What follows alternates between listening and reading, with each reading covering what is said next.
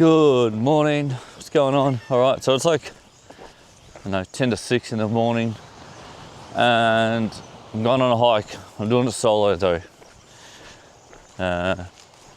Kutch had a hike yesterday and his legs aren't feeling good today. So this one is a solo hike. It's a 4-hour round trip to Cape Hauy. I'll put the name in here. Looks good, looks like it's worth it.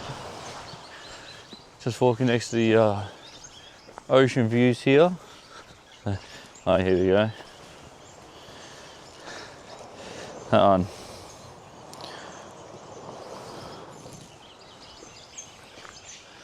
Four hours return. We'll see how we go.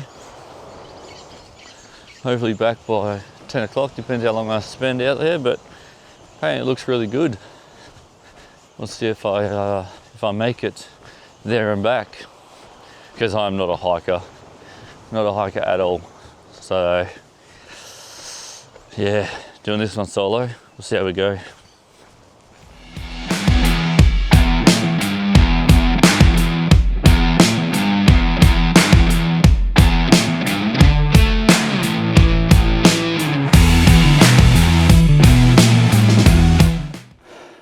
Alright, so first little leg done. Just come up some hectic stairs. So there's going to be a lot more of those on the way up. So there's a little spot here just to, I don't know, tell you that you're on a hiking trail, I guess. But it's done about 1.5 k's now, so keep going. I've got my Strava going just to have a look at how far I walk, but more stairs. So let's hit the stairs and keep going.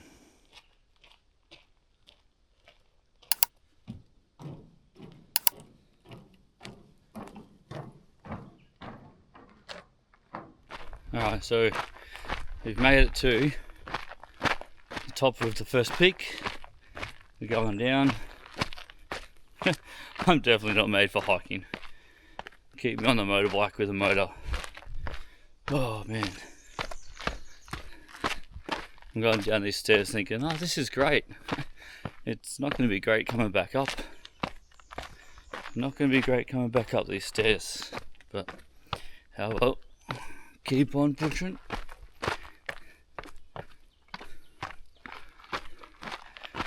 Beautiful view though. Sun's starting to come out through the trees. Alright, so made it to the I think you go this way here is for experienced hikers, I believe. That's what this sign says, so it tells me where it goes. I think it's probably a much longer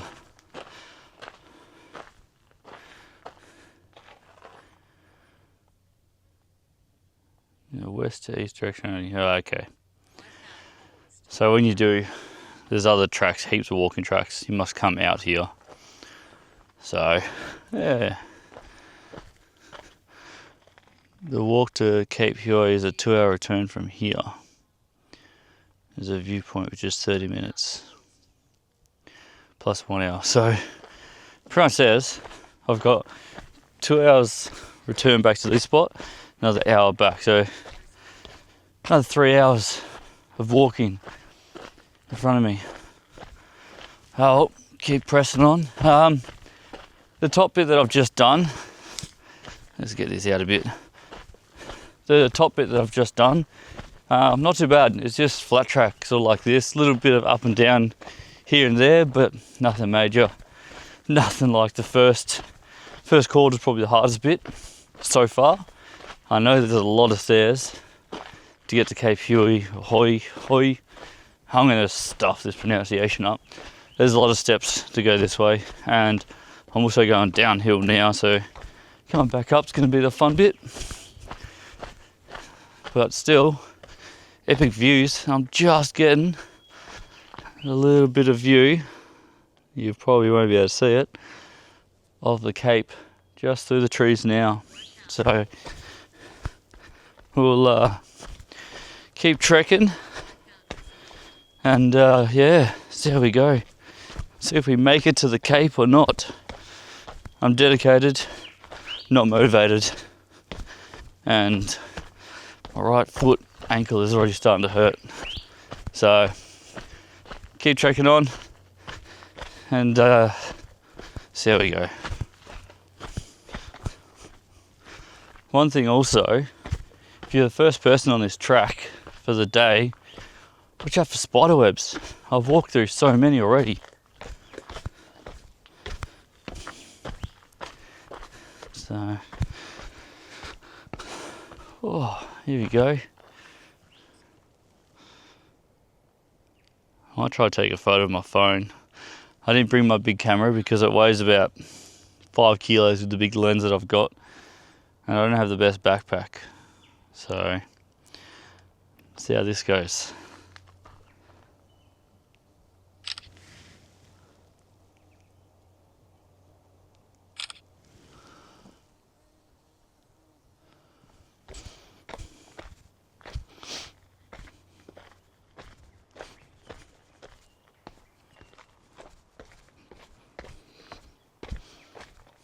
Here we go.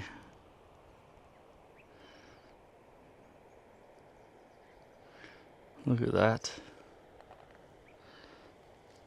Stunning views from here.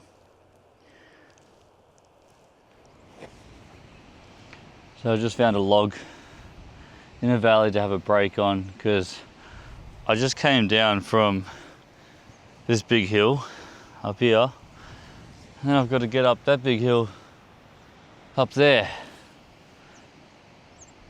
So the amount of stairs that I came down up there is going to be hard work getting back up. But then the amount of stairs I'm looking at that way, it's going to be hard getting up. So just having a break for a minute.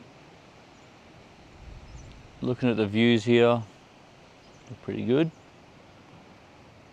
And have a sit down, have a quick snack, have a drink, and then see if I want to go back that way or actually make it to the end. I've got to figure out how far it is to the end. But my legs are pretty much saying no at the moment. Alright, so I've had a sit down for about an hour. Took a lot of video and photos of the view here. Decided I'm not taking those stairs because I'm going to struggle the way it is anyway. I've had a bottle of Hydrolite. Now I've got a can of Oxyshred that I got from the servo the other day. Give me a bit of a boost of energy to get back up the hills.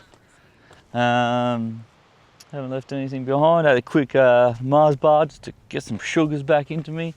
Probably not the healthiest snack, but I got some Mars bars and peanuts. So that are my snacks for the road. Now the treacherous part is just going to be this first part. These first stairs, getting back up that hill. Whew, did a flip. Is going to be the hardest part, getting back. Get out of here without getting attacked by an animal or something. So, oh man, it was starting to warm up though.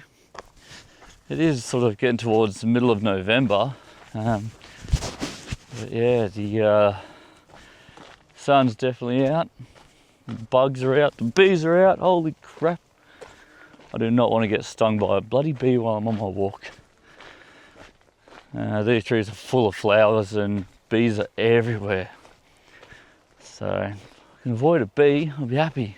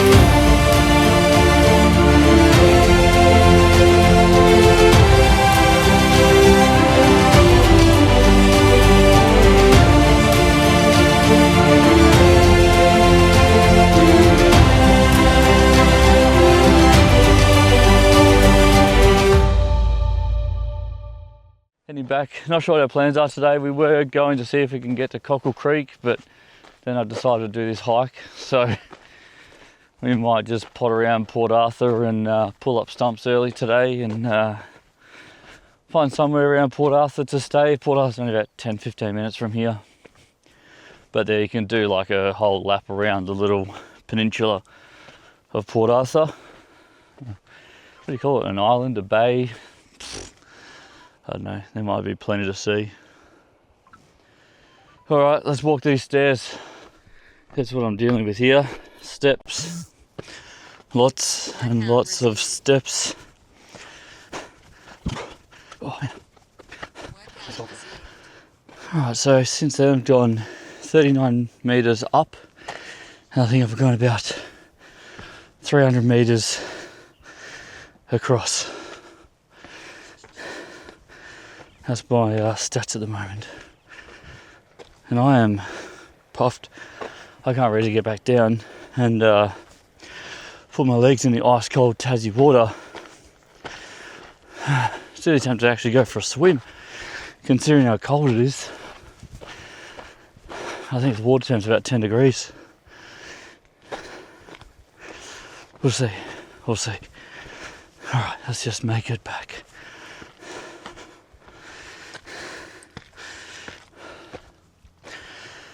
Alright, status update. We've gone 33, 4, 6, 140 metres since last check-in, and we're at 72 metres up. So I reckon it's nearly a 1-to-1 ratio for up and across. Whew. Oh, probably not. It's like 2 metres across, 1 metre up. I think I'm back on the flat track now. It's been, what has it been, 13 minutes. We've gone up 128 metres, and distance wise, where are we? We're at 4.6 k's. Alright, we're back to this little spot here. You know, I'm going to stop here and have a rest. Yeah, probably the hardest part of the walk back. See if I can stick this in here somewhere. Stick you in a tree. Just because it is so far up and across. So you're climbing a lot more up than you are across. So what was it, 130 metres, 120 metres? But I think we only walked 400 metres. So yeah, so I walked 550 metres, and we climbed 100, I think it was nearly 130, maybe I started a bit late, so 130, 140 metres at least up. So that is a crazy ratio for stairs and someone who's a bike rider and not fit. So I'm going to sit here, have a break. I've got to change the battery in this camera because it's nearly dead. And then we're on the flat track now, so happy with that. As hard as it was rewarding and it was good. I would have liked to leave a bit earlier. I probably would have liked to leave maybe before sunset or sunrise, like leaving before like maybe 4:30 in the morning, get it in, get to that spot at sunrise, because the sun rises right on those cliffs and it would look really amazing. So if you're keen for a morning hike in the dark, get a good head torch, go for a walk. Let's get this out of here a bit, eh? Let's get this out of here a bit. Yeah, good for a good head torch. Go for a walk in the dark, just don't trip over these stairs. Alright, I just dropped my bag off at the campsite. Oh, took my shoes off, so walking to the water. I was actually going to attempt to go for a full proper swim, but I'm not. I'm just going to go put my feet and calves in, and then oh, this water's going to be freezing cold.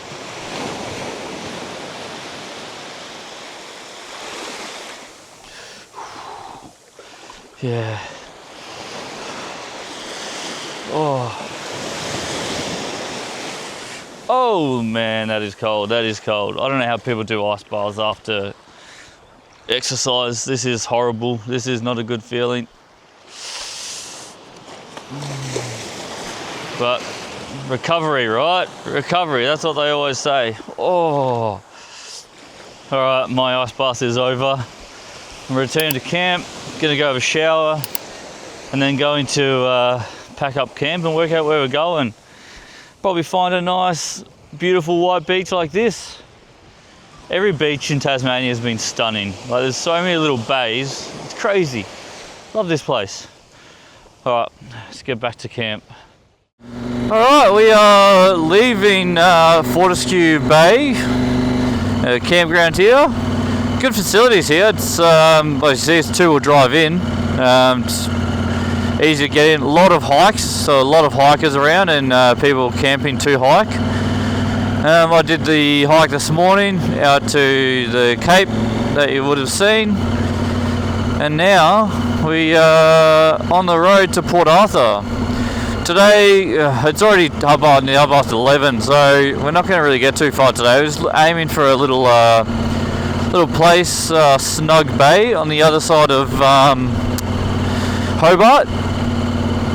And yeah, it's only about 2 hours, but we're going to stop in Port Arthur, go have a look at the historical site, have lunch at a pub or something there. Gonna go to Hobart, drop in a couple of shops and get a couple of things. And then we'll be on our way to Snug Bay. Having a look, there's not too much that we're going to be looking at today. Just a bit of a commute trip between towns and get a few supplies in Hobart. And pothole there. So we'll get those supplies, cruise through Hobart and be on our way. Bit of info about Fortescue Bay campground here. It is a paid site, $13 per site, and there is hot showers which are paid for. The showers are $2 for 4 minutes, and you can buy as many coins as you want.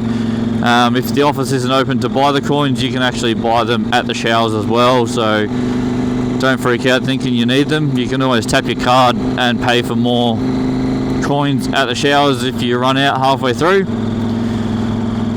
The beach is amazing, the hikes are amazing, the campgrounds are really nice.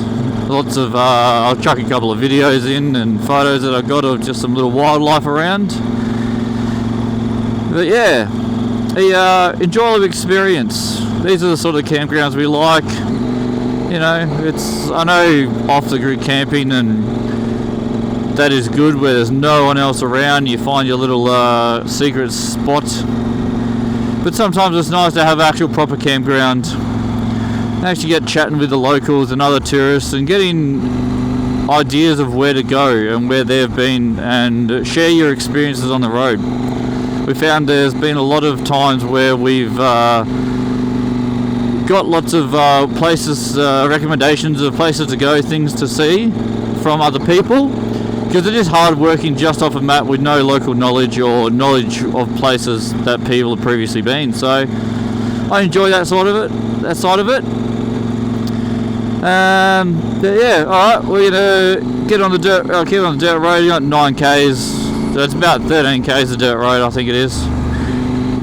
So you've got 9 k's left, and then we're only 14 k's into Port Arthur, 20 minutes. Not far at all. See you at Port Arthur. So, we're at Port Arthur Historic Site, and it is packed. Like, people everywhere. Everywhere. You realise how busy this place is going to be. And $48 entry. So, we'll head out, have a look, what's around. Just here at the marina, waiting to get on our cruise boat. The goes out to the little island back. Right, there's some historic stuff on it. find out we're on the boat? Isle of the Dead. What's that? The Isle of the Dead. Isle of the Dead. What's the significance there? I think it is a graveyard, I think. It's a bit bleak. Yeah. Graveyard. Right, yeah. We'll learn more when we're on the boat, but I think that was the initial use for it. Find out we're on the boat. Apparently, maybe a graveyard. About 180 men, women and children, and given their status, they received due burial, in a lot of cases some quite beautifully carved headstones as well. You may be able to catch a glimpse of some of those as we go past. So two distinctly different cemeteries within the one island, the high ground for the free.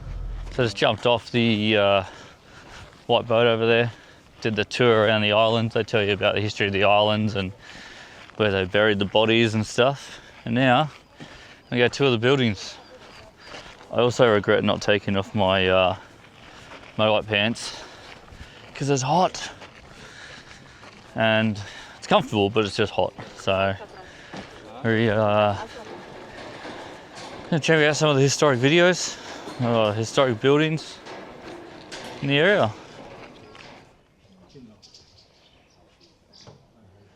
Look at the old guard tower. You can't actually get up in the top of it though, which is a bit annoying.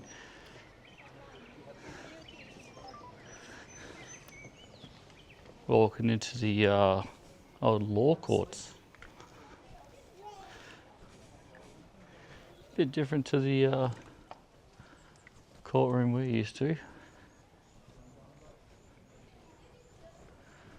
Just doesn't really tell you much about the buildings, or doesn't tell you how they're laid out or anything, or like, you know, magistrates or something set up there or anything like that. It's we'd be nice to give you the original layout of the building rather than this is the building, work it out for yourself. But still, the architecture still pretty interesting.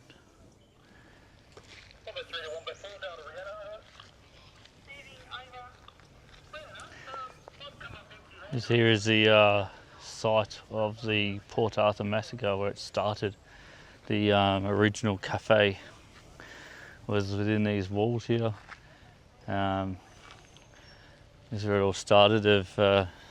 Once the massacre happened, they ended up gutting the building and just keeping the walls here as it was part of the heritage listed site. But this is where the Port Arthur massacre shooting started. The starting of the killings, where it killed 35 people. So it's one of Australia's most deadly killings, which changed the gun laws forever. Happened right in this spot.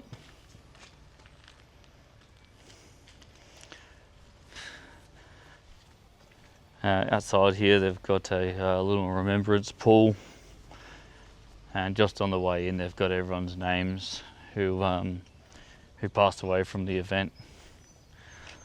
Just embedded in memory of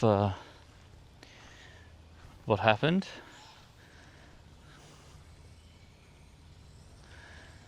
You've got some little plaque with 35 leaves